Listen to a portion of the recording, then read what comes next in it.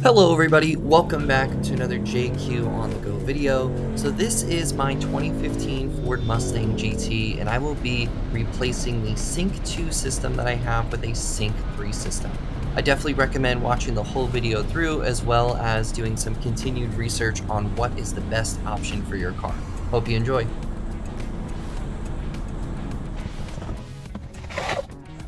Okay, so now you can see I have the GoPro on my head and we're gonna unbox just one of these vents here. And all these together, all three vents came out to be about $140.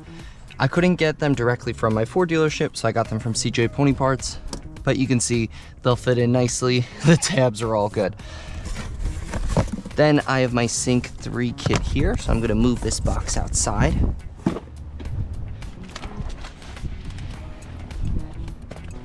This here is my sound deadening material. It's pretty heavy, but I should be able to cut up little pieces of it, put it in behind here, down here, all over to kind of help with that. But now we'll move this to the side. And now what everybody's been waiting for, this Sync 3 system. So first, I'm actually gonna take it out of the wrapping here, just so we can look at the system. And it does come with a screen protector, this unit that I did buy. But you can see, here we are. Then it did come with some tools. This we're not gonna be using because it is pre-programmed, but if we did need to use it, they gave it to us just in case. Then here, this is our GPS antenna. Even though my car here for Sync 2 does have the GPS navigation system, I should say, in it, it uses a different GPS mount, even if you get it directly through Ford. So we have this here that we'll be installing. Then we have our new dongle that's gonna go in here. I'm gonna be removing my Sync 2 dongle and putting in this one.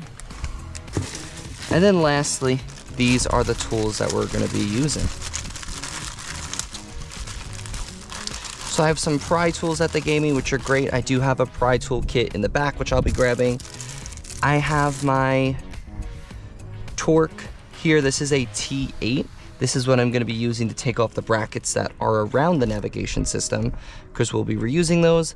And then here, this is a 7mm driver, which I'll be using for bolts on this side and to actually take this old head unit out.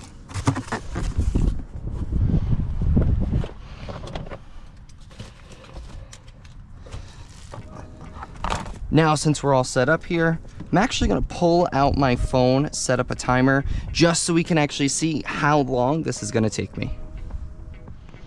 So I have my stopwatch here. We're gonna hit it and we're starting at 4:53. So we'll have to see what time we end at. First I'm gonna do is actually pry off these pieces here. This car, to my understanding, has not had any of the plastic pieces taken off before. So it may be a little bit of tugging and pulling, but I can imagine with how it creaks over some bumps that we should be all right. Okay. Let's see.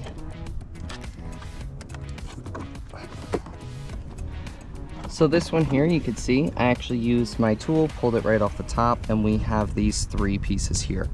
One important thing is actually going to be checking to make sure that you have these metal clips.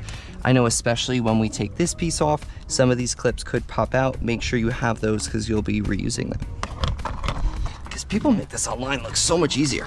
And for how much this creaks.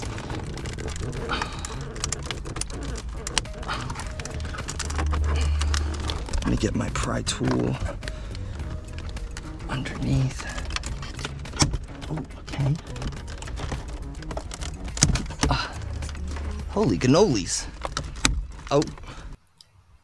To give a quick overview of how the installation went, overall, it was really helpful to have myself and my previous girlfriend do this together. Having two people being able to take apart the interior makes the experience much easier and more enjoyable, as it did take us about 2 hours to button everything up and to make sure that everything was working properly. In addition to those 2 hours, I did install and change out those air vents that were broken in my car, some of the tabs, and I did put in some of that extra sound insulation. You didn't need to do that, but I wanted to do that just because I put a lot of miles on this car, I was dailying it, and more or less it helped with the drivability of it. The overall system was fantastic. After the installation, I owned the car for roughly about another 6 to 8 months afterwards and never had any issues with the navigation freezing or the system not working properly. I know as well, if you're watching this video, you've probably done some research regarding the Mustangs that have the ability to just have the dongle changed and an update, or you have a car like mine, which is a 2015, that you have to replace the whole head unit.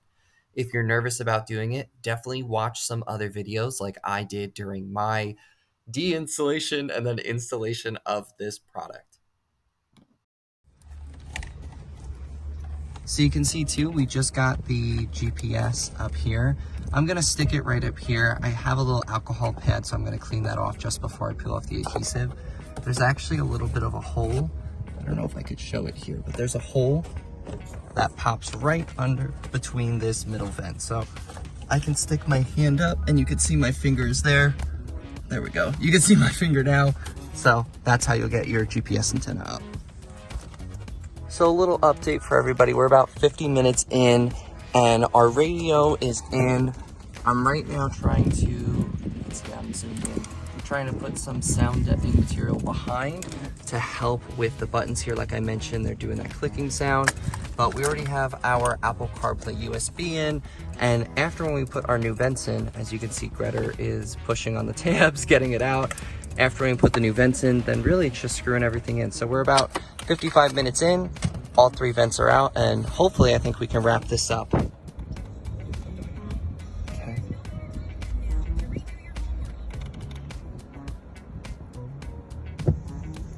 Let me turn off my windshield wipers.